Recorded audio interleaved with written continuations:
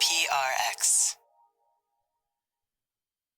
Friends beyond the binary, ladies and gentlemen, boys and girls, it's time for the podcaster who, for some reason I thought about cleaning out my cupboards, and then I said, Old Mother Hubbard, and I said, no, did you mishear me, brain? I said, later we should clean out our cupboards. And I said, then that's literally how my brain responded, Old Mother Hubbard. But I said, when you need a word that rhymes with cupboard, I guess that's why they came up with that name. And I'm sure every Hubbard out there feels great about it. Whether, what about young Miss Hubbard? She says, well, yeah, thanks. I like hearing the name Hubbard too in a popular name. And they say, wait a second, Hibbert and Hubbard, Hibbert from The Simpsons. But anyway, if you're confused, you say, this guy doesn't know his Hubbard from his Bubbard, from his Tubbard. And I'd say, well, those are like his Hibbert from his Bibbert. And I say, you're right about that, because it's time for Sleep With Me, the podcast that's here to keep you company, take your mind off stuff so you could get the sleep you need and you deserve. I make the show because you deserve a place you can get some rest. Now, this podcast does not work for everybody, so give it a few tries, see how it goes. That's just the thing from regular listeners. They say, I didn't like you the first time I listened. So if that's your reaction right now, you might become a regular listener. You might not either, but I'm here to help. If you don't like the show, sleepwithmepodcast.com/no thank you. But yeah, we're going to do some support for the show. Then there'll be a nice meandering intro, and the things will flow from there. But I'm here to keep you company so that you can fall asleep and ease you into bedtime. It's time for Sleep With Me, the podcast that puts you to sleep.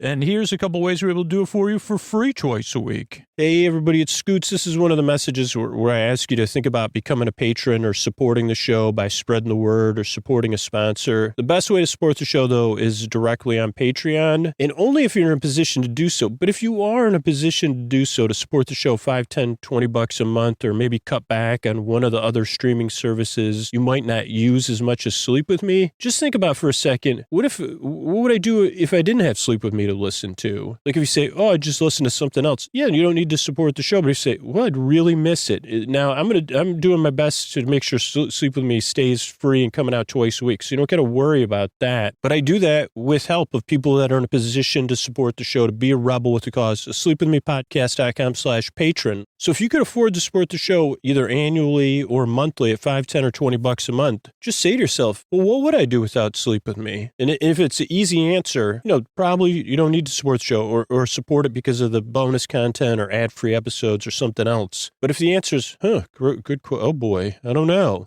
and you can afford it, please support the show, particularly right now. I mean, it's a time, it's not an easy time for anybody. So just ask yourself that question if you're listening. Well, what did you do? What did you do before Sleep With Me? And what did you spend money on before Sleep With Me to help you fall asleep? And then be a rebel with cause, support a free podcast, sleepwithmepodcast.com/patrons, sleepwithmepodcast.com/patrons. Thanks, everybody. All right, everybody. It is time for the Sleepy Supporter Zone. It's the one part of the podcast I need you here. It's where I pop my peas and I say, pretty please, so I can keep the show free for everybody. And, we're going through a time we have less sponsors right now. I'm trying to make some changes behind the scenes because the show, I wanted to keep coming out for free twice a week. But if you hear a sponsor on the show, please check them out and then support them if you're looking for a product, or sign up for the free trial. Our sponsors are direct response, so that means they base their support of the show on how many people act on their advertising. So if you support a sponsor, I want to thank you here on the Sleepy Supporter Zone. I want to celebrate you. So fill out the form at sleepwithmepodcast.com/sponsors so I can say thanks for me, because your action means a lot. It keeps the show free. free for everybody else. How sweet is that? So thank you so much. Couldn't do it without you. Sleepwithmepodcast.com/sponsors. Looking for people to thank. Thanks so much. The next part of the Sleepy Supporter Zone is you getting the support you need right now. If you're in need of extra support, there's links to resources you could connect with right now in the show notes, including international resources. It's also about being a member of our communities, being a part of positive change, not just saying Black Lives Matter, not just saying stop AAPI hate, not just saying support Ukraine, but learning more, taking action. There's links to resources you could use in the show notes to do that. And it's about being a part of positive change, like I said, and join our community efforts, building hygiene kits for people experiencing homelessness. You can do that for free. You could be a part of. There's going to be a live show coming up, streamed on Zoom. You could come for free. Just take part. Sleepwithmepodcast.com/midnight mission. Just sign up at sleepwithmepodcast.com/midnight mission. That's sleepwithmepodcast.com/midnight mission. And that's the end of the Sleepy Supporter Zone. Oh, Mr. Bart, a lot of people help out on the show. Who are they? This posty poster son sounds like an earful. Wrote the theme song. Edits episodes. Carl W. the Legend. Also edits episodes. Ashley, Kenny, Scotty, Jennifer. Runner.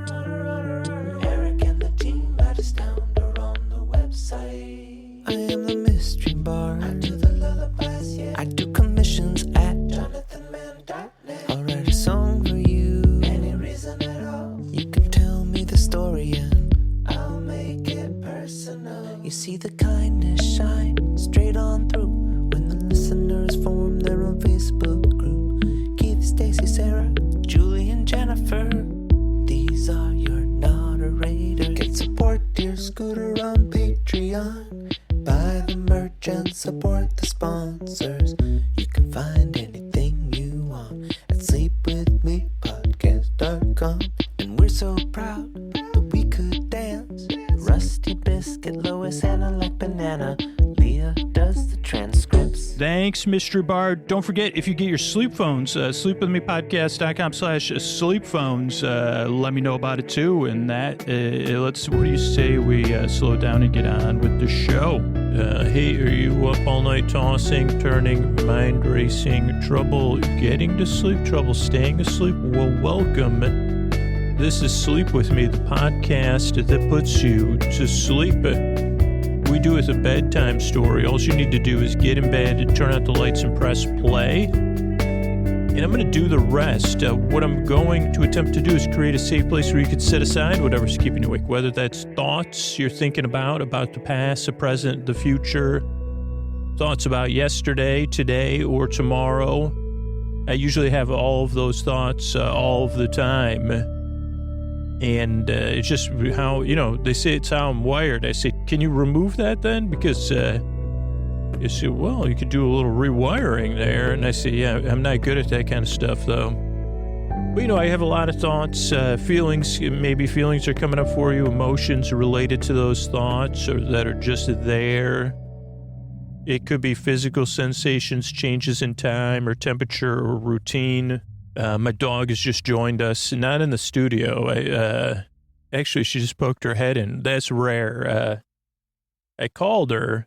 Like normally I don't break the doggy door. But Koa came downstairs, which you didn't hear that part because you could hear it. But so I stopped I stopped talking so we could cut that out. And then she was looking for me because she likes to be in the same room as me at all times, if at all possible, which is so cute. But she doesn't really like listening to me record the podcast, I think, because she knows I'm engaged with something else, not with her. So it's not often, even though I record right outside of our bedroom where she sleeps on her bed, I sleep on mine. And her bed is just waiting. She doesn't actually use her bed except that she co-fouls some sleep hygiene. She only uses her bed for sleeping and bathing herself. But what was I saying? Whatever's keeping you awake. It could be a dog bathing or a cat bathing. I've heard that. Pets making noise. Maybe you got a fish going glub, glub, glub. Well, there's another pet idea. A fish named Glub. What was that? Well, that was Scooter's ode to a fish called Wanda. It didn't work. It was called a fish called Glub. and it didn't have any, it actually, it didn't go anywhere. He never wrote it. He just wrote the title, like most things he does. He called it A Fish Called Glub. Where was I, though? I was trying to make a sleep podcast. So whatever's keeping you awake, I'd like to take your mind off of it and keep you company so you could fall asleep. And the reason I make the show is twofold. One, you deserve a good night's sleep. You deserve a place you could get some rest, a bedtime you don't dread, a bedtime you feel neutral about or you even look forward to. You deserve the rest you need so your life is more manageable. And I hope that this show can provide it for you. It doesn't work for everybody, but give it a few tries. That's what most regular listeners say. Hey, it took 2 or 3 tries, and I'll explain all that coming up here. But whether you listen to this show or you could check out, there's a lot of other sleep podcasts and sleepy audio at sleepwithmepodcast.com/no thank you. Whatever it is, I hope you find something and you get the rest you need, because that's really what it comes down to. Because the other side of the twofold is that I know how it feels, and so do a lot of other people that are listening. We might not know exactly what you're going through, but myself and a lot of other people can relate to it, how it feels in the deep, dark night. I've had, last night I thought I slept good, but I did not wake up feeling good, but I'm just getting over, you could hear it in my creaky dulcet tones. I'm just getting over something, but it seemed like I thought I was over it, and then this morning I woke up, but I slept good last night. The night before I slept not good, but then when I looked at my sleep statistics last night, I didn't sleep good. It was one of those nights where emotionally I felt good sleeping, but according to my body, it said, and it didn't do anything for me, which could be confusing. And we don't have to, but what was I even talking? Oh, well, the reason I make the show is, you deserve a good night's sleep, and a lot of us know how it feels there. That's why I call it the deep, dark night. And that's what I'm going to do is I'm going to send my voice across the deep, dark night. I'm going to use lulling, soothing, creaky dulcet tones, pointless meanders, superfluous tangents. That means I'm going to go off topic. I'm going to get mixed up, and then I'm going to double back. Then I'm going to repeat myself. Then I'll pause, get confused. Then I'll go on a tangent. All to keep you company and help you fall asleep is really why I make this show. As I said, what other things do you need to know if you're new? This can be confusing. Like I said, it's not a normal podcast. Even though this was like kind of the first sleep podcast, it's very different than most things you'd expect to put you to sleep. Not a dude rambling with a voice that is like, this not bad, but I wouldn't call you comforting. And I'd say you're right, correct. So if you're skeptical or doubtful or confused, let me give you some more information. One, this is a podcast that you don't really listen to. You just kind of barely pay attention. Paying attention's optional. And even though I'm trying to make sense and put things together, it doesn't, that's not my forte is Will Forte, not putting sentences together. I'm a bit of a bumbler. So, I don't even know this is a podcast you don't really listen to. Just like something out of focus or one of those 3D, those old fashioned 3D things you would say, don't look at. Remember those things? It comes up on the podcast every once in a while. Because it is an apt thing. It was probably in the 90s or the aughts. And I've seen it come back. I saw somebody recently sent me one. But it was called 3D art. And I think it was computer generated. And it looked like weird space pixels or something. And then if you stared at it in the right way, you would see a 3D dolphin. 90% of the time it was a dolphin. Trying to think of any other things I've saw, like if I've successfully seen a 3D art, it's only been dolphins. I'm not kidding. I'm trying to think of anything else I've seen in 3D art. But, it would be like, I don't know how I guess at least, maybe we could find out why or how it worked. But they'd say, don't really look at it.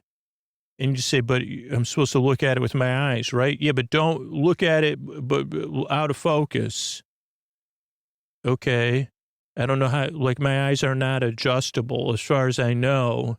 Okay, stare at it, but you don't cross your eyes, but you're not paying attention. And you say, wait a second, here's the thing. I don't know how many of those books were even sold. because they were around pre-Amazon. So it would mostly be something you'd do, and you'd either give it to somebody as a gift. You say, well, I wasn't, here's something I gave you, happy Father's Day, or happy, whatever, Uncle's Day, or congratulations on your graduation from 5th grade. Here's a book. Don't look at it. You just kind of barely stare at it. But most of the time you just go to the mall and look at them in the store, or I guess at somebody's house. I think actually some malls had it like outside of a store to try to get you to come in. I don't know if they ever had their own mall store, but I'm not trying to throw shade on these pieces of art. I'm just saying it was very confusing. Just like this podcast, you say, okay, wait a second, run it through again. Like, can you say, okay, it's a piece of art, and you don't really, it looks like something, it's not that, it's a kind of space age art, that you would have made post Photoshop, but not like a jam bandy or a new agey, but you'd expect like what are those things called? Spheres and pyramids and space, and obviously space dolphins. So they were the main subject to this 3D art. But you don't really look. It looks like something. Confusing, but then if you don't look at it, but you're looking at it, but you're not focusing on it, you'll see something else maybe. I don't know if it's like something like cilantro or the soap opera effect with movie or televisions. They say 10% of the population only saw dolphins, even though occasionally there was something else. I don't know what else they put in there. I'm not kidding. What else would they put in there? Dolphins jumping, or a dolphin jumping, or a dolphin. Maybe a planet. I don't know. So anyway, this is a podcast you just barely pay attention to, but when you get the instructions for it, even from the person that makes it, you say, I'm sorry, I have no idea what you're talking. And I say, yeah, I'm qualified to barely be listened to. That's what I was trying to say for the past 10 minutes. This is a podcast it also doesn't put you to sleep. More great news. You say, so it's confusing to listen to and you don't put me to sleep? Oh, yeah, I don't really put you to sleep. I'm here to keep you company and take your mind off of stuff and not put you to sleep. Just like that art, it's like it's only meant to be seen occasionally. I mean, the other thing that kind of got me was like that if it was a book, you couldn't, I never found myself able to get into the zone. I'd be able to see one picture, but then if I turn the page, it would be like I'd have to start all over again. And they say, do you see it yet? Nope. Is it a dolphin? Then I'll just pretend to how about this? I'll just pretend to see a dolphin. I wonder how many relationships, I mean, I never had a relationship that involved 3D art before, or I said, well, what are we doing tonight? I figured we'd go to the mall and look at some of that 3D art. Never mind. I knew it was a mistake. I say, okay, well, I was hoping we'd get to the stage where we'd have our first disagreement over 3D art, and my need to compensate by pretending I see a dolphin, even though I don't see anything. So maybe there's a life lesson in there. Can't wait to make up. You say, well, maybe you could kiss the 3D dolphin. So anyway, enough about what was this? Oh, I'm here to keep you company instead of put you to sleep. Here to be your boyfriend, your boy-bae, your boy-sib, your boy-cuz. Things I've probably never done, but will. This is a Jeopardy category. It just popped in my head. Kiss 3D art. My own private 3D art, obviously. But yeah, be your boy-bae, your boy-sib, your boy-cuz, your boy-bestie, your boy-burr, your neighbor, your friend in the deep dark night to take your mind off stuff and keep you company while you fall asleep. So that's why it takes some getting used to. You say, okay, I'm not going to pay attention to you, but you can. There's people that can't sleep. I'm here to the very end to keep you company, whether you're listening or not.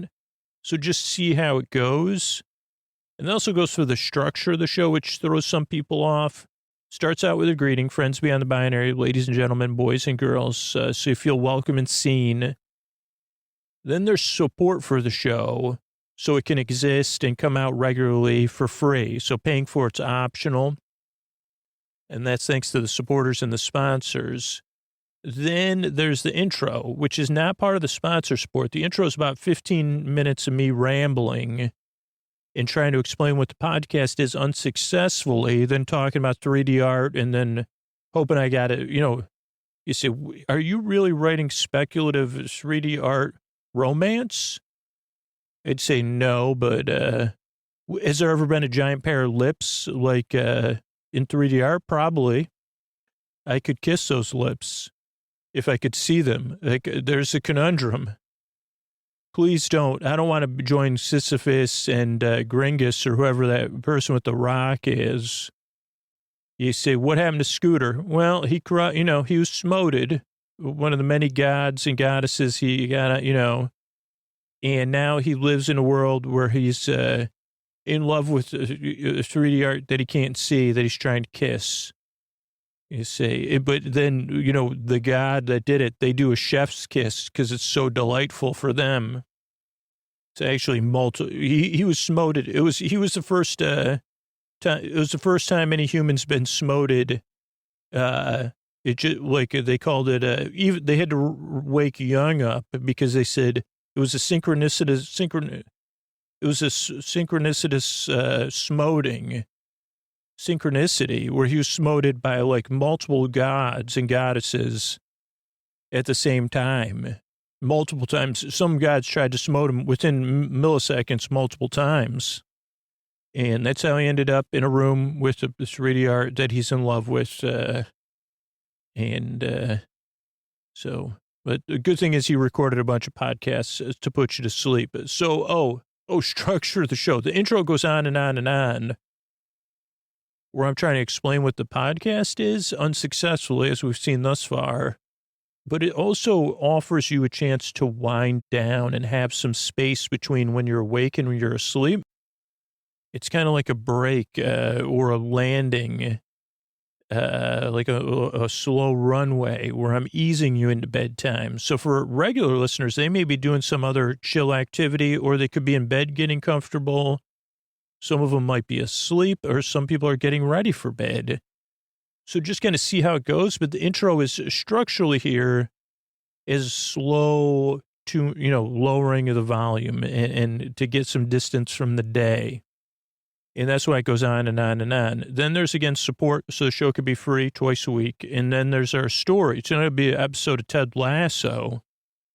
I'm sure there's been Ted Lasso 3D art jokes, even though there's only been 2 seasons. I bet you it's in there. Maybe that's why it's in my head. I mean, because if Ted Lasso grew up in the Midwest, we're probably the same age, hung at the mall, in the arcade, and probably saw some 3D art as a boy. Maybe Ted Lasso kissed, maybe probably not, because he's a little bit, he's a little bit more together than I am.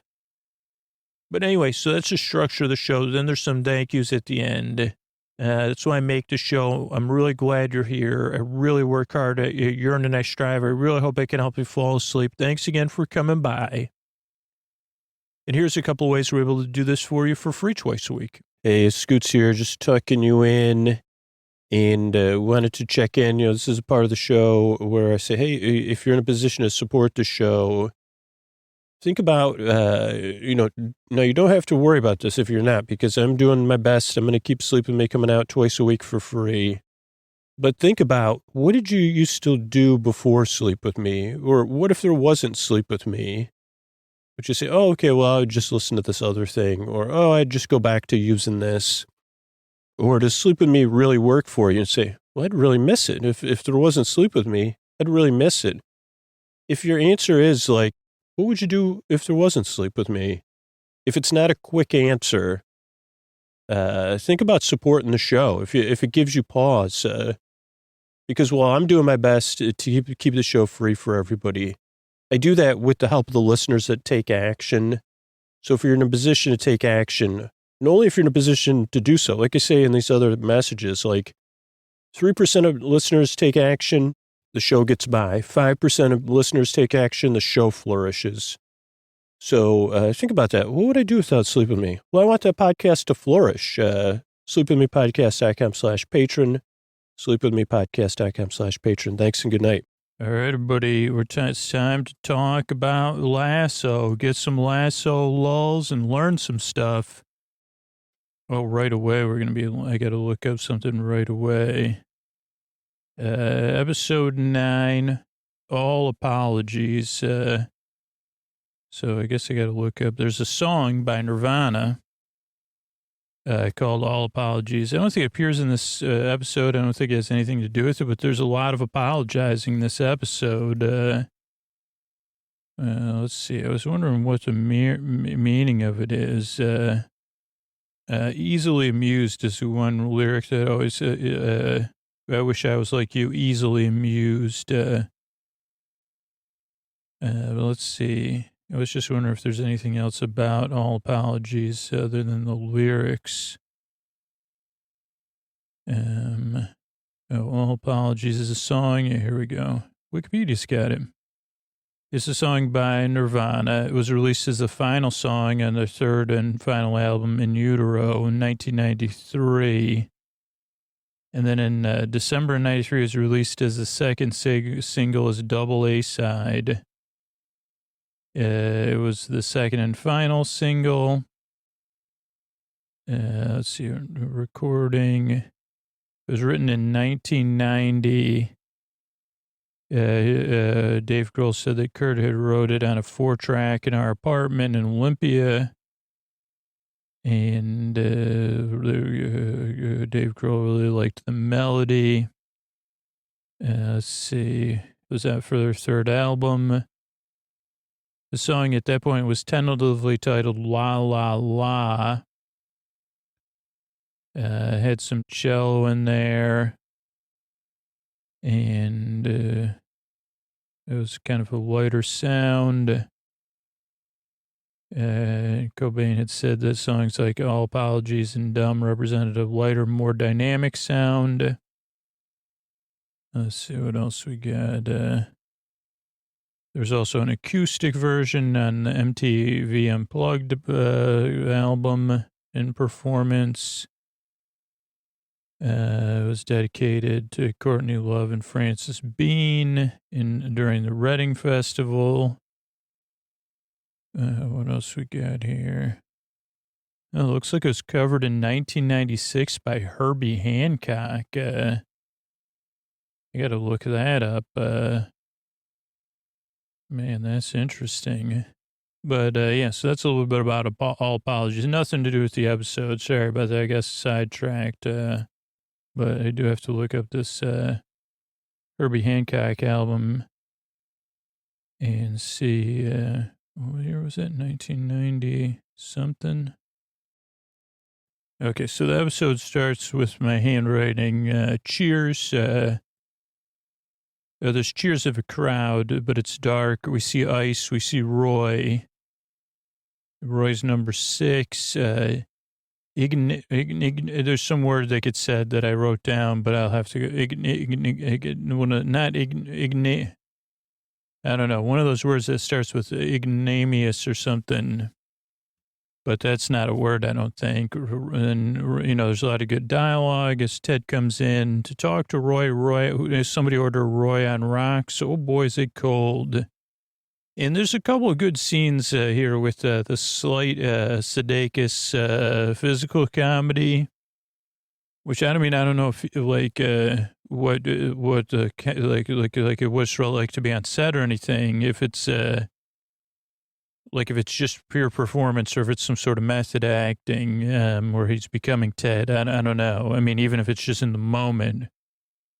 But I think those little flourishes do capture Ted Lasso. Like when he puts his hand in cold water and how he reacts to it, which again is great for any character to say, like how would Scoot, I'd say, well, that's about the same temperature I am on the inside. So I wouldn't have the same reaction as Ted did. Had a bad day. That's another song that I won't look up because there's so many other things. Go easy on yourself. You're like a brunette, Oscar the Grouch. Let's just Google Oscar the Grouch just to see what comes up. I'm sure we've covered Oscar the Grouch before. according to this, like when I first, Oscar the Grouch has a significant other, Grundgetta. Never, and I mean, I haven't watched Sesame Street in a while. Created by Jim Henson and John Stone for Sesame Street. Green body, no visible notes, lives in a trash can, loves trash. I love trash, like the song says. Misanthropic interaction with other characters. But that's not just this. Also, the species is grouch. Oscar is a grouch. Was originally performed by Carol Spinney until retirement. Eric Jacobson was the understudy starting in 2005. Let's see the origins here. Original orange version of Oscar the Grouch from season 1, 1969 to 1970. Really? Initially, the puppet characters on Sesame Street were not on the actual set, but in intermediary segments. And Jim Henson has suggested a giant bird and a creature living in the neighborhood trash can. Those were developed by Sesame Street head writer John Stone and Henson.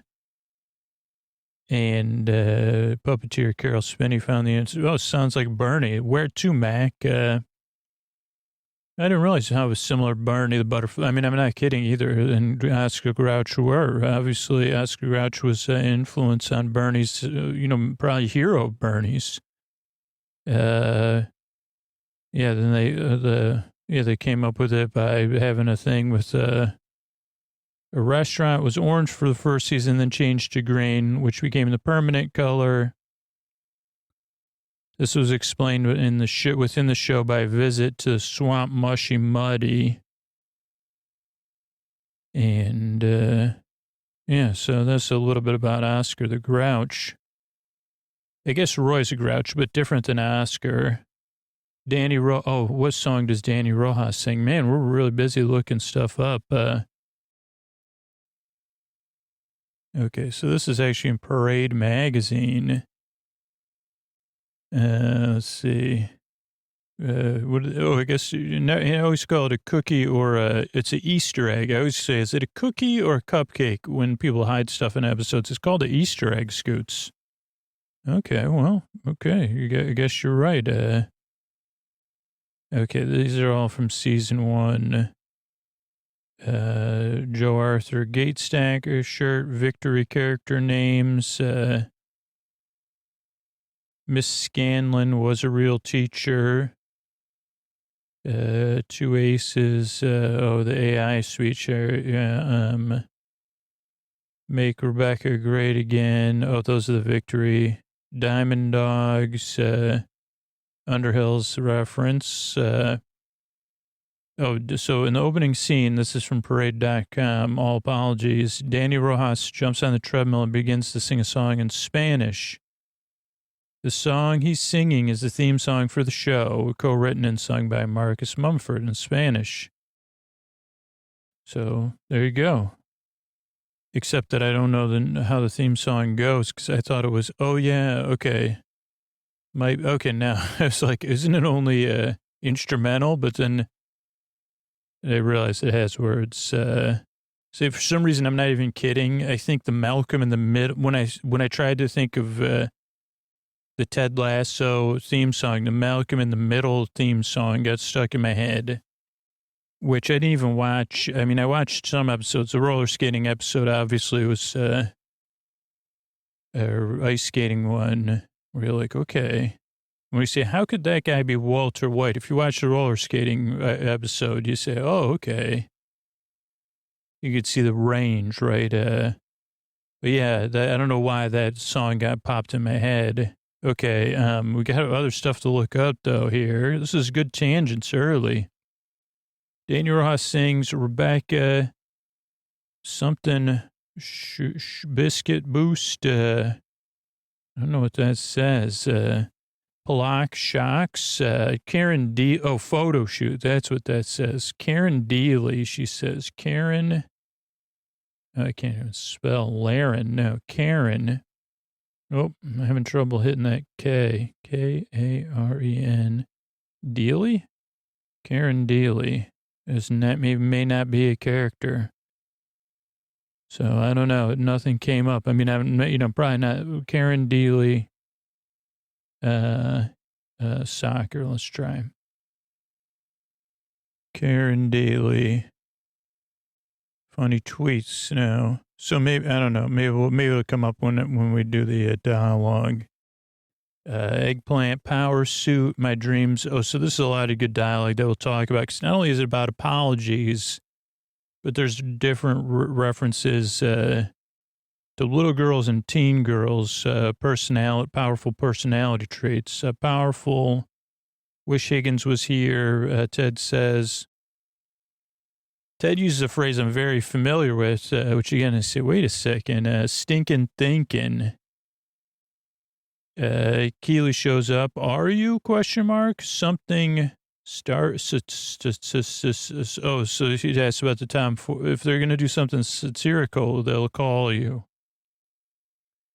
They go into the boot. I don't know if they called it the boots room, but they're in the boots room. Keely says, "Can I talk to you, Rebecca?" The room they go into, they talk at the boots room. This was probably the fourth or fifth time I saw this episode, and there was a few different really, like, either jokes I missed or they just hit me and there was so much more.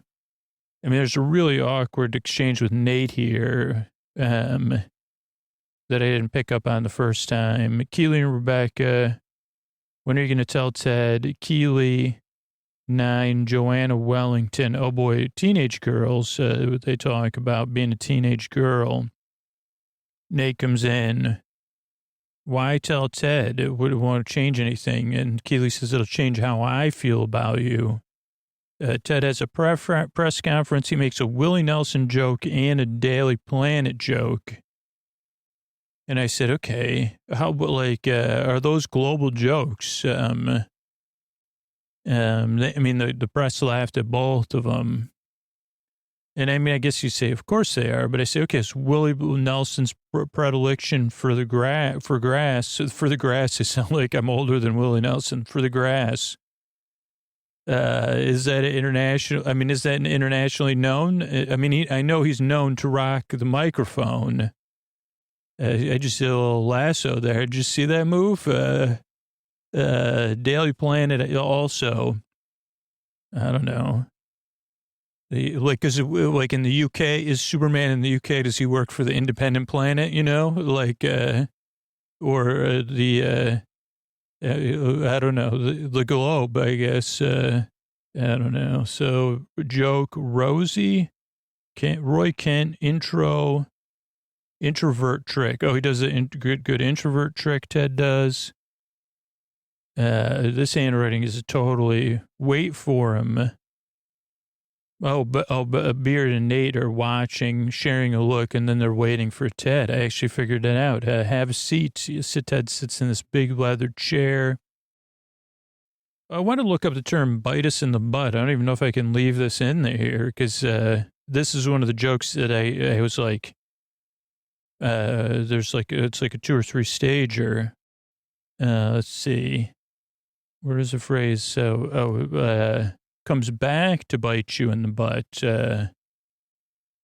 Bite us in the rear. That's an idiom. That's the definition of it, though. Bite, butt, meeting. There's a lot of different ones. Idiom definition example. Oxford slang, online slang. It just says, negative consequences. There's a lot of different ones. So I don't know, but there's a lot of good jokes here. Oh boy, I gotta look up another one. Audio 5000. Oh no, Audi 5000. So I won't look that one up. But Ted says no. Now I can bench Roy, and then. There's just a joke with Beard and Nate. You got to see it because Nate asks him a question afterwards. It's so easy to miss. It's probably like 15 seconds. And they just Nate's that Nate asks Beard about it. Beard, of course, responds true to character, but in an unexpected way. And then Nate responds true to what, where, what? But not in that, not the way I did it. More of like total curiosity. Ted does a knock, knock, all ears. Rebecca, this was like a short episode of Sleep With Me by Rebecca. She's buying time, going on tangents, procrastinating. She even asked Ted, you got a dictionary? He says, not on me. Oh, so Top of Pops. So I have a good, not the show, but I guess the theme song or something, because one of the, it was unfortunately a disc we got scratched. We scratched it, but some of the best times my daughter and I had was on, I forget the name of the Rabbids games, the bunny game. And Top of the Pops was one of them, where it's kind of like you were playing an instrument, like kind of like a Guitar Hero. But Top of the Pops is actually I don't know, is it a TV show? Can we get it on Wikipedia here? We can. Top of the Pops is a British music chart program made by the BBC. Is this the one I listen to now? Oh, now it's the official charts. It was around since 64 to 2006.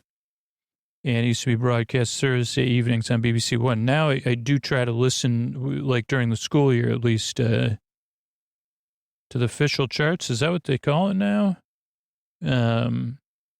Dusty Springfield, I Only Want to Be With You is the first song performed on Top of the Pops. Rolling Stones were the first band. And Snow Patrol was the last act to play live on the weekly show when they played their single Chasing Cars. Snow Patrol, who I get mixed up with Just Snow, but I guess Snow Patrol isn't. They're not the same group, even though in my head I'm so easily confused. Hit record. Says Dad. Oh, so Ted hits rewind. And I just think he says dad joke in like he says it forward, but he's saying stuff in reverse. Reminded me of one of those like Lynch.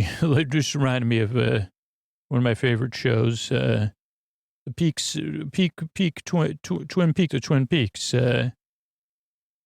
Rebecca pep talk. Rupert shows up. He sits on her desk. There's tears. There's pain. What a jerk, I say. That Rupert. Slow music. Primo Janet.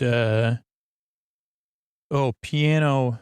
Oh, there's slow music. Piano jacket or something. I don't know. I wrote it down.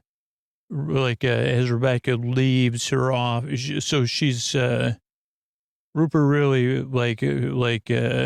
this is a major change for her because she's procrastinating. She knew she had to apologize. And Keeley says, you got to make things right. And I know this pain of procrastination of making these apologies. So boy, do I. And you just got to do it, I guess. But they show her leaving her office. This is a great sequence. She goes to Ted's office to apologize. Something I need to tell you. Deja vu. I lost loser standing dialogue. She lays it all out to cause him as much pain and suffering. I did not care who I used or who I hurt. They stand face to face. I forgive you. Divorce is hard. The job you gave me has changed my life. We're okay. She shakes her head no. The handshake, but then they go in for a big hug. And then at the end, again, this wasn't a comedic moment, but Ted does this thing where he swirls his finger And he says, you got to come down here more often. Boss classes up the place. Walk away. Last one is a rotten egg. What does a British owl say? I don't think this, actually, we should look it up. Well, no, I don't want to ruin it. Maybe it's a payoff later, right? They always pay stuff off. Whom? I don't know. Like, I don't know. I can't write jokes. So, cold shoulder and the silent treatment. Nate runs off. Swear it out, Roy. Beard gives Ted a look. Ted a look. Glasses off. Higgins, Channel, Pan, Redhead, Rolls Royce. So, I don't know. Rebecca drives to Higgins' house. She pulls up in a Rolls Royce to his house. He's playing stand-up bass. She surprises him. He squeals. Ted finds Roy, sits right next to him in the stands. So that's apology one, right? Was that's the only apology we've had so far. Rebecca to Ted, the main character in the show, Ted Lasso. Thanks for reminding me of that. Ted buys time, so now Ted's the one procrastinating. Because at the beginning of the episode, Ted's basically let Roy know he'd never bench him, that he always had his back, which is kind of a broader definition that needs to be renegotiated now. Ted buys time. He talks about YouTube, a kitten and a baby chicken being friends. How his mom, like most moms, would diffuse stuff like in that way. Roy moves away, sits one seat away from him, flexes his hand, blows his top, bass, bass, bass. And we see that it's contextually Higgins playing the bass string. He's got a Van Dyke beard.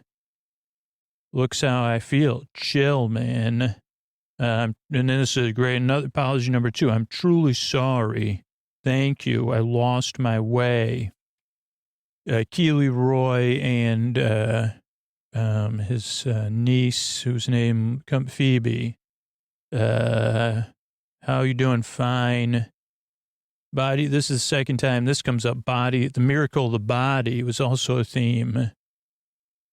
Miracle of the body. I forgot how Danny had said it. Call back to Danny.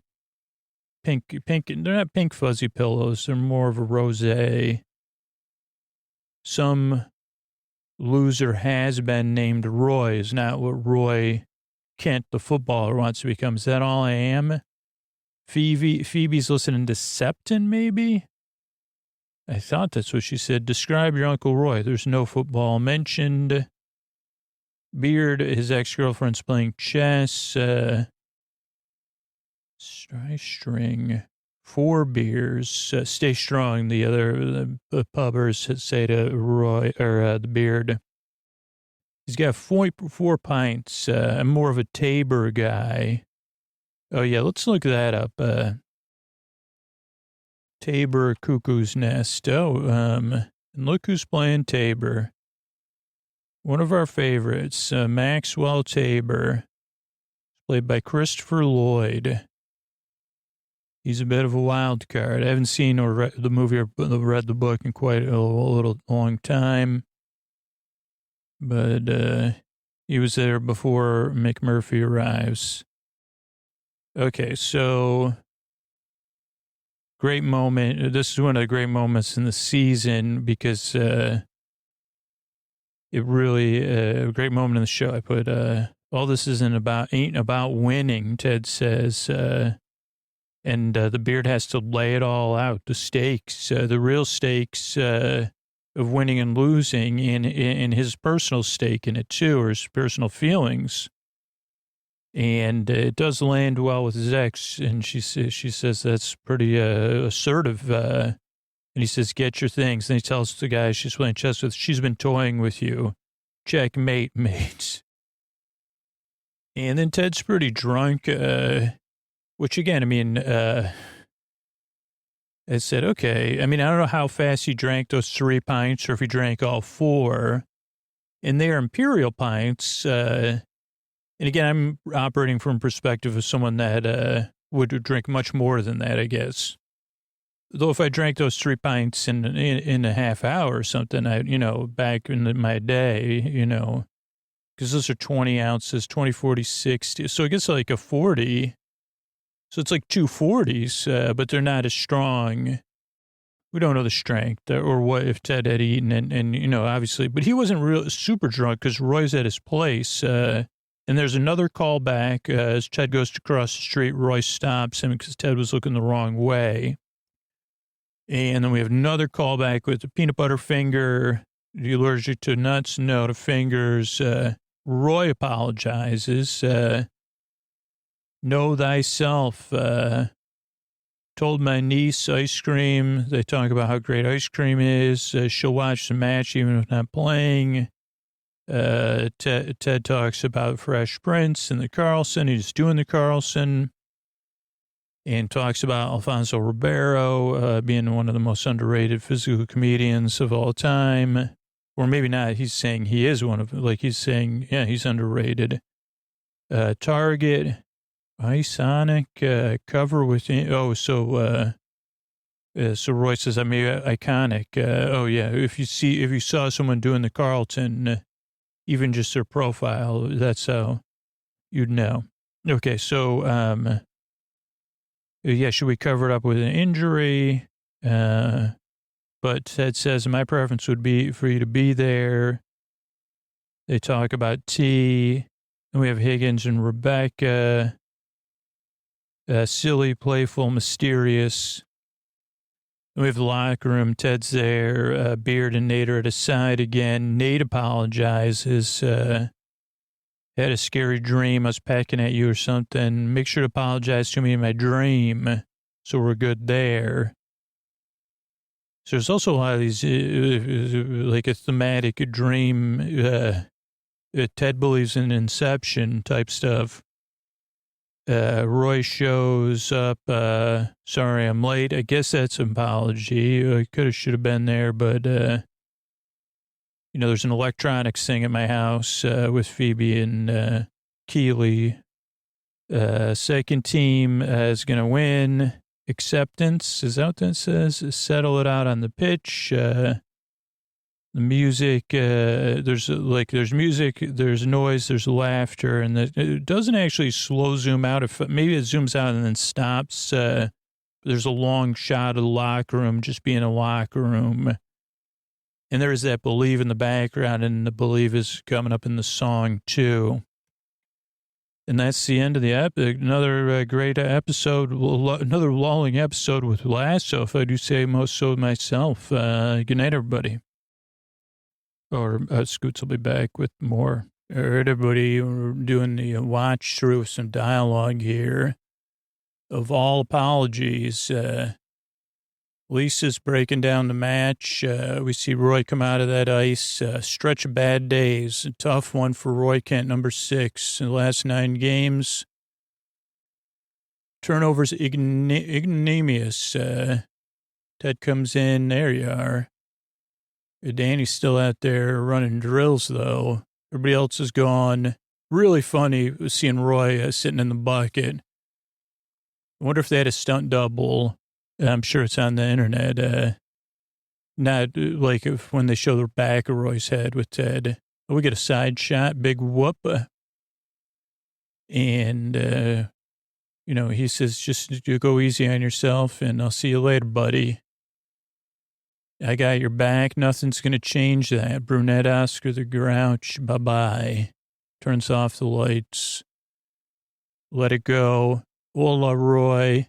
And he starts singing. They're talking about Manchester City and Jamie Tart doing well for them. Roy goes under the water. We get the intro. Then we have Rebecca after the intro. Photo shoot. Ted shows up. Talks about, strutting his stuff. He's got the biscuits. They sit in the locker room, profiling women. Karen, Delia, and Posh Spice, I think, sports article. Who's she going to think? My dreams are possible. Football Financial Quarterly. Girls are mysterious, silly, and powerful. Gave up trying to figure them out. I just wish Higgins was here. Rebecca says, Higgins quit. You let me know what he thought about me. That's stinking thinking, Rebecca, Ted says. Rebecca says she's heartbroken. That's when Keely says, really heartbroken, eh? Don't buy it. How about Tom Ford? Does Tom Ford buy it? No, only with irony, maybe, or an every person campaign. And then Keely says, Rebecca, how about we have a little chat in the boot room? Because these boots are made for footy. That's just what they're made for. Rebecca's buying time there, too. Feet funk. And when are you going to tell Ted? Can you imagine having to make amends? Keely says, Scoots can, yeah. And Keely talks about the wrong that she did. It probably reminds me of ones I did. Teenage girls are mysterious, dark, and with an edge, but that's not the point. Nate comes in, says something he should apologize for. I guess he does. He says sorry. So technically, he says sorry. Won't change anything. It would change how I feel about you. Great line. David, we got one final name. Let's do high like Willie Nelson. Trent Krim, Daily Planet. The Independent. A lot of young players. Roy Kent, he hasn't been playing well. Well, Roy doesn't always have his best day, but backbone of the team. Beard and Nate don't like that answer. If you're an introvert, raise your hand. That was a trick. Introverts wouldn't raise their hands. Ted, hands in his pocket, goes into his office. Have a seat. Also, he has this thing where he has his cuffs over his sweater. What's going on? You two want to talk to me? He rolls his sleeves. That's a cool look. I've never been able to pull it off myself, but I couldn't handle 3 layers like Ted has on unless the air conditioning was at 60 degrees.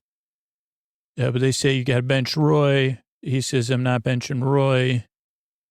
He's the captain. Value your opinion, even when you're wrong. But hoping you two are going to do improv. I'm Audi 5000. They watch him leave. And then there's great jokes. Just seriously, do yourself a favor. Oh, I accidentally closed the video. 7:30. Where? What? Where? Rebecca's getting her office neat. Hey, what's up? Something I got to tell you. Have a seat. I'm all ears. He does the ears thing. Wow, even how he gets in the chair.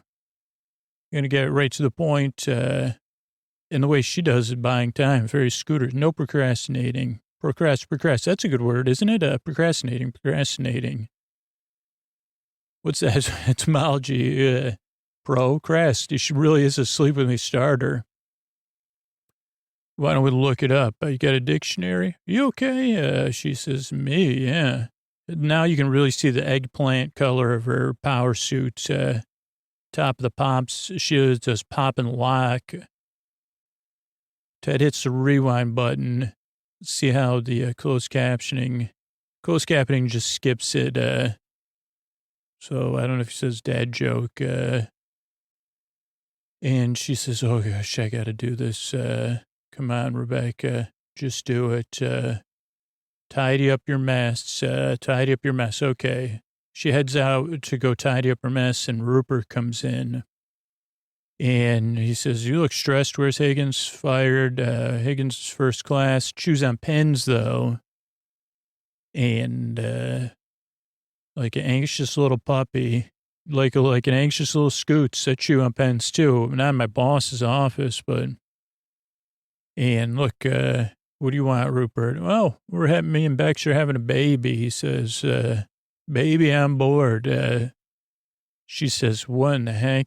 First off, you said in one thing. Second of all, you're 70 years old. And I think that's what she says. Yes, nearly 70.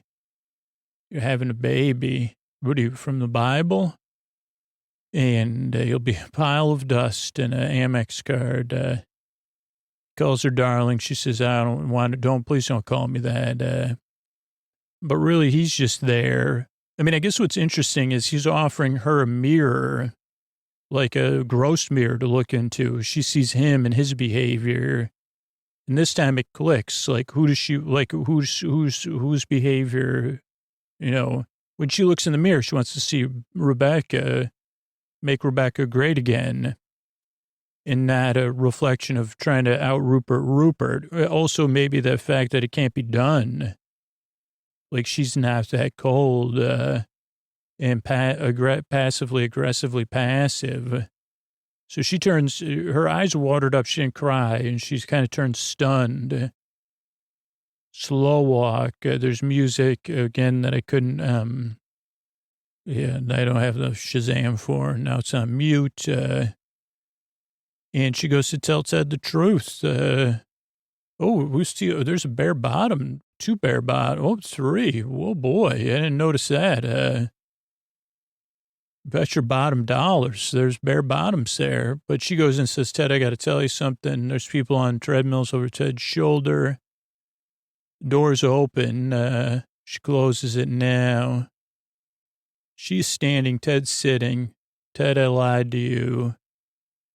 Wanted this team to lose. That's why I hired you. Wanted you to fail.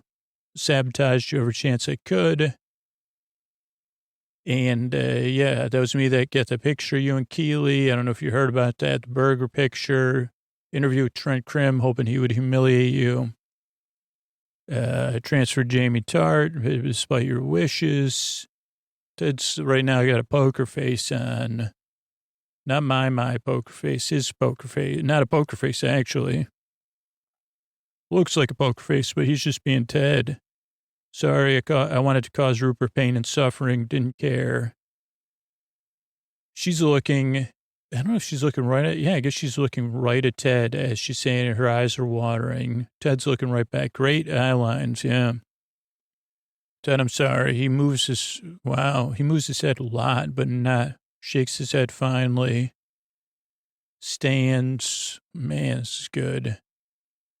Hands in his pockets. You want to call the press or quit? I understand. I forgive you. What? Why? Well, Ted gets it. It's hard. You're human. I'm a human. Being a human is, involves human stuff. Human. And I'm coaching soccer in London. She laughs and cries. That's wild. And she says, yeah. But this job's changed my life. Gave me the distance I needed to see what was going on. And you and me, we're okay. Goes to shake her hand. She looks down on it. She also has a few inches on Ted, at least in the shot. Shake my hand. She gives him a big hug. Maybe an inch or inch and a half. And if you care about someone and you got a little love in your hearts, ain't nothing you can't get through together. And she says, that's a metaphor or about us, or something. And he says, oh, well, indubitably or something. He doesn't say that, but he would, Ted, I don't know if Ted would say indubitably. He probably would, but it would be in a proper context. This is my favorite part. Let's see.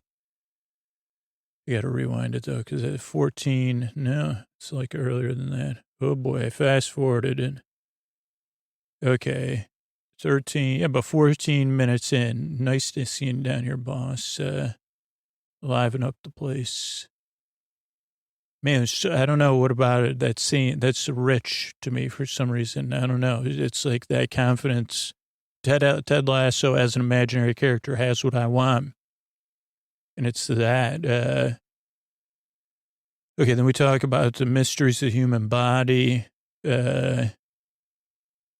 Body, Danny says, body's a miracle, not a mystery, miracle, good perspective. Speed's important, but so is changing direction quickly. Beard's in the background, 808 Heartbreak, doesn't get enough credit. Team agrees, let's get going. Start, stop again. Last one's a rotten egg. And he says, oh, I thought of a joke, Beard. What does a British owl say? And Beard steps away from him.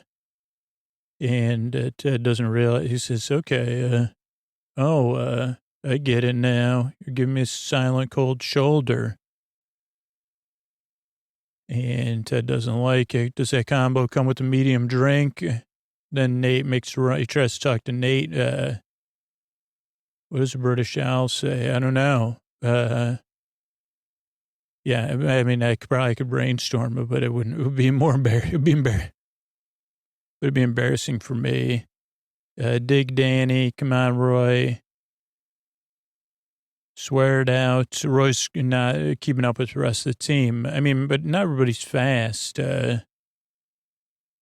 Now Beard's showing him, saying, hey, Beard takes his sunglasses off, looks at Ted. Ted nods, okay. Puts his sunglasses back on. Rebecca is signing something. She's right-handed. Sees the chewed pen. And it's time for another apology. Is that a Rolls Royce? I don't know. Maybe. She goes to the door, rings the doorbell. I guess a Bentley. Is that what she was in before? 22 is Higgins' house number. He's jamming. She laughs, but not a laugh of humiliation, a laugh of joyous discovery. And then Higgins squeals when she taps on the window. Roy's sitting, staring in outdoor clothes. I couldn't see the seat number, but he's right in the middle. Hey, there's a lot of other seats. Ted says, great comeback. This is what my ticket said. Roy's hands are in his lap. Greyhounds, Richmond, we see in the stands. Ted now is the one buying awkward time. Kitten and baby chicken became friends, hung out on YouTube. Got it right here. Or I guess it wouldn't be on YouTube because, but yeah, you could check it out. I'll show it to you on my phone. That's what my mom would do. She'd start saying something, go off on a tangent, overtly nice. And yeah, I just thought the idea of a bird and a cat and would be in simpatico would be nice. Roy changes seats, grips his left hand. Yeah, no. Listen, thinking about starting a lineup. No. Let's just talk. Yeah, Ted, baloney. You said you had my back. I do, baloney. You're pretended to be a man of word. Go read Super Fudge and get back to me. Super Fudge, Ted. Go read Super Fudge. Ted tries to say, I thought that was Tales of Fourth Grade. Nothing came first. He goes, Super Fudge. Then we go back to Higgins and playing the bass. Rebecca, they talk about his beard. And they say, Super Fudge, would that be, is that even when, not joking, what's Judy Bloom's relevance? What is that? He says his wife loves his beard with a white-hot intensity. Also has a mustache, which, so it's not just a beard. It's kind of a pencil-y mustache. I told Ted the truth. He forgave me. A couple of bird statues in the background of Higgins' house. And a long, thing that you would put under the door to block a draft, but too long for any door. And she says, I'm truly sorry, Higgins. More importantly, but I guess this is more about the background. Higgins says, thank you, Rebecca. His bangs are down, too. Lost my way for a minute. She says, I'm on the road back. I can't see Higgins' shirt. Well, it suits you, unlike that beard. Sorry, I had to. Then we have Phoebe, who's listening to music. First child other than Jamie in Keeley's place. Can't have her snooping around. I got that toothbrush thing. It's not a toothbrush. Roy's looking out the window. How you doing? I'm fine. Keely's thoughtful. Kids are pretty incredible. Teeth, body's a miracle. Again, another callback to the body and teens and mystery of childhood. Okay, and then the mystery of blush. I guess I was right. Her puffy pillows are a rosé type color. I mean, you could say they're pink, but I'd say more of a pink powder pink. There is some hot pink stuff. But yeah, I don't want to be, I like being Roy Kent. I don't want to be some dude named Roy. All right, Roy, what have you been up to? Reading Super Fudge, but not really reading it, just saying, like a feeling like a Tales of, feeling like I understand what Tales of Fourth Grade Nothing means, even though I'm, a former footballer. It's all I've ever known. Who I am.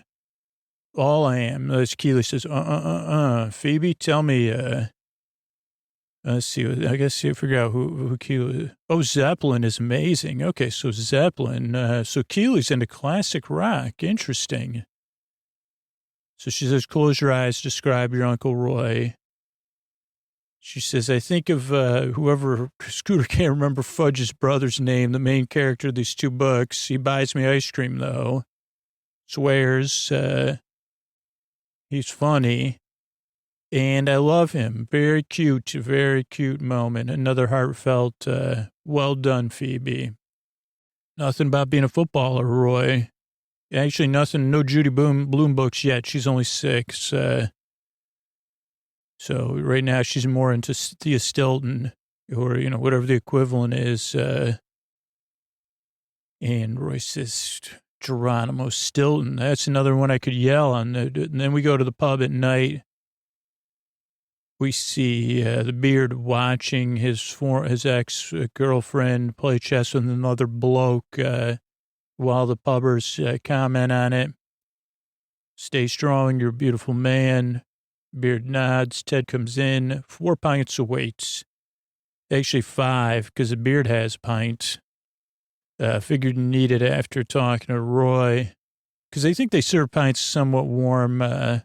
Talk about Tabor, Cuckoo's Nest, and be honest, I never told Roy. Now, don't give me those eyes. He figured it out. But I'm not going to bench him. Winning doesn't really matter. And another great scene, if you want to, just watch the whole episode, do yourself a favor. But how much time? 23 minutes. Great reaction.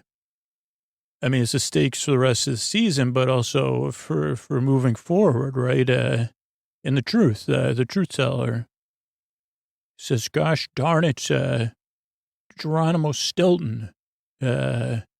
Listen, when we're working with college kids, that's one thing. Winning does matter. These are professionals. It matters to me. That's okay. Right, May? Correct. He points at May. She does something. Losing has repercussions. We lose, we get relegated. And then what do we build? If you're going to pick a player's feelings over your duty, that's selfish. And he heads off. Ted's stunned and shows his ex. She says, that's very sexy. Get your things. Checkmate, mate. They hold hands, they head off. Ted takes a sip. He stares at the other 3 pints. Plus, there's an extra pint. Only people like me would know that. But he said, actually, there's 5 pints because his Beard left his pint, which you say, okay, what are you doing, dude?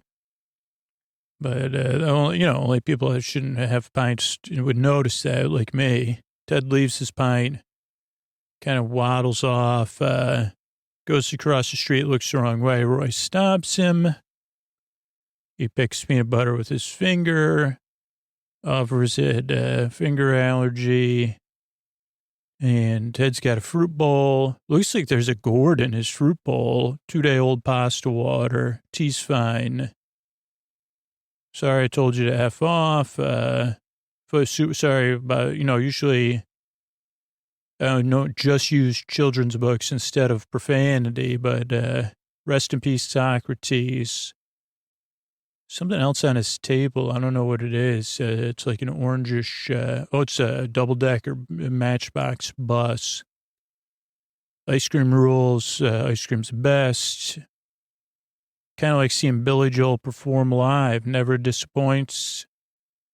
Who's played more at MSG, Fish or Billy Joel? As of when I'm recording this, I think Fish still, but I'm not positive. Not that it's a contest. It's just wondering. Well, that's showbiz, ain't it? Promised myself I would never watch Fresh Prince when they changed casting, but Carlton called me back. Alfonso Ribeiro, 19th, 20th, and 21st century greatest physical comedian. Iconic, the Carlton. I don't know what to do what a grown man does at Carlton. So that's a funny callback joke, too. Like, if, I don't know what somebody beatboxes, knock it off. Miss Shipley has been fed up with Ted. What if we pretend you're injured? You can't play. No shame in that. And Roy says, well, it's not a bad idea. Maybe I could get a job at another club or play in America and show them what's what. Where I dominate by the way. Oh, this is football then. And Ted says, well, my preference would be so assertive in it. Like, my preference would be to be there. I guess that's like truth, not, I don't know how people do that. They just say what they would prefer. Holy cow. And Roy says, and then Roy, he says, can I think about it? And then Ted says, you better. Man, let's talk about, maybe Ray, like, I don't know if, like, any of these writers are related to Ray. Maybe Ray was one of their, I don't know. But Roy says, I do love tea. Ted still loves tea. Tries it, shakes his head. And we have the sun coming up. Higgins is back. It's biscuits o'clock. They're making a joke about somebody with bigger hands. And they say, okay, I'm going to say it. Heck to the yeah. Nice to see you. There you go, boss. There's some biscuits. You want to try one of these? Caring is sharing, but I brought Higgins a box, a different color box with something else in there. I had a hunch. Actually, those are for Trent Crimp's daughter. She turns 9 or something, but don't worry, they're for you. No. Ted, did you tell her? Weeks ago, I told her, but don't worry. She's 3. You can't give a 3-year-old truffles anyway. He's like, oh, no, I'm just joking. I made this whole thing up. Brushes his head. See you all. Let's go Greyhounds. Higgins opens the box. They're pink, so he says, maybe your silly place full and mysterious. And then we go to the locker room. Ted's hands are in his pockets again, looks at Roy's locker. Jersey's still up, looks around. No Roy. Everybody else is kind of getting in the game. I mean, it's practice, training. All right, fellas, listen up. Beard comes back. Nate comes back, apologizes for a dream and ignoring him. I know now's about the best time, but I had this dream I was a bird pecking you or something, like a crow, trying to get those rocks in a jar or whatever. He says, okay, we're good. Just, apologize to me in the dreams. Okay. And they say, okay, we got a match coming up. And then Roy comes in. Excuse me, sorry I'm late. We had a toothbrush discovery. Kind of toothbrush you keep in your nightstand. You know what I'm saying? And, my niece found it. So, yeah, and I said, holy, what in the Thea Stilton is this? And everybody acts like Ben there. Beard says, and Roy says, can I say something? Puts on the blue, like a second team jersey. And he says, second team's going to win today. And that's when kind of order is restored in some sense. Ted laughs. Everybody laughs. They're joking around. Finish getting ready. We'll settle this on the pitch. Let's go. People point around. Ted claps Beard's back. Danny jumps up and down. People are putting their boots on. And there isn't a zoom. Oh, I guess it is slow zoom in. Yeah, it's zooming still. Tell you if it stops. Still very slow zoom. It may have stopped zooming. No, it's still zooming. Very, very slow zoom towards believe. Is it still zooming? It's a good question. I can't tell. If I had no, I think it is still slowly zooming. Great effect, actually, because it's such a slow zoom. And Ted pushes the Beard out of the office. Roy's the last to leave. Oh, wow. Holy mackerel. Oh, my gosh. Again, why you got to watch the whole thing, man. Roy touches the believe sign. I did not. That's the first time, I'm not kidding, I saw that. So I offer my apology for not paying better attention. But yeah, I'm here to pay attention and put you to sleep. Good night, everybody. Here, this is Scoots just saying good night. If you're listening right now, I just want to thank you for listening to the podcast. The whole purpose of the show is to be here for you in the deep, dark night. So either you started a podcast episode and you're listening to this, or you're having trouble sleeping. And I just want you to know I'm here to the very end, just like I say in the show. And I wanted to do something to just thank you that's listening right now. You. Yeah, you. I've been there the last night. I couldn't sleep. So I know how it can feel. And that's the whole, that's the whole mission of the show, is to be here in the deep, dark night, which this could be the deepest portion of the night for you. You know, there's links to resources you could reach out to in the show notes. But you could also, you know, if you only need the podcast, you just need a little more distraction or another story, just queue up another episode. It's here for you. But I just wanted you to know how much I appreciate the fact that you're hearing my voice right now. And I hope it can help. I can't help everybody I know. It can't do anything more than just be here and keep you company. But that's my honor to do so. So thanks for hearing my voice, or maybe some of you are sleeping right through it. And while, you know, I didn't sleep last night, so I, you know, may have some FOMO from that, and maybe somebody else says, maybe you do too. We're glad for you at the same time. So thanks so much for listening. I couldn't do it without listeners like you. Thanks to everybody. If you're listening and you support the show on Patreon, or you supported it in the past, I guess, or you're listening to the free feed, or you've supported one of the sponsors, you've come to a live show, you've bought merch or sleep phones, or spread the word, let people know about the podcast. Thanks for helping me too, because you know, I really appreciate the help. There would be no show without you. That helped me back. So if you have helped me, thank you so much. If you haven't, you know, I know I'm tired too, so I get it, and that's okay too. I'm glad I could be here for you too. So thanks so much. Thanks, and good night. And here's a couple Tuck You In sponsors that enable us to grow the archives over the past year plus. It was down to 200 episodes. Now it's back. I don't even know how many, 400 something. So thanks and good night.